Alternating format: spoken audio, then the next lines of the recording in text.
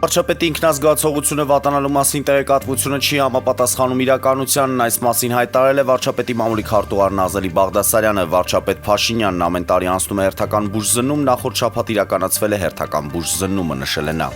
Ռուսաստանի Դաշնության արտաքին գործերի նախարար Սերգեյ Լավրովն այսօր ընդունել է Մոսկվայում հավատարմագրված օտարերկրյա դեսպաններին, քննարկելով Եվրասիական տարածաշրջանում անվտանգության հիմնախնդիրները։ Հանդիպմանը մասնակցել է նաև Ռուսաստանի Դաշնությունում Հայաստանի Հանրապետության դեսպան Գուրգեն Արսենյանը։ Ներքին գործերի նախարարության միգրացիայի եւ քաղաքացիության ծառայության պետ Նելի Դավթյանը հայտնել է, որ այսօր սկսվել է եվրոպական երկրորդ փորձագիտական առաքելության հնգօրյա այցը Հայաստան։ Ըստ նրա, գործընթացի արդյունքում կկազմվի 2 զեկույց։ Նա նաև պարզաբանել է, որ ծրագրին վերջնաժամկետ չի սահմանվելու, օրինակ մեր առջև խնդիր չի դրվելու մինչև 2027 թվականի երկրորդ կիսամյակ կոնկրետ ցուցանիշների հասնել, երբ բոլոր չափանիշները կկատարվեն, այդ ժամանակ կիրականանա նաև ազատ վիզային ռեժիմի անցումը, որը կարող է տևել 4-ից 5 տարի, նշել է նա։ Գյումրիում նորընտիր ավականու առաջին նիստը տեղի կունենա ապրիլի 16-ին, ըստ օրենքի նիստում կքննարկվի քաղաքապետի ընտրության հարցը։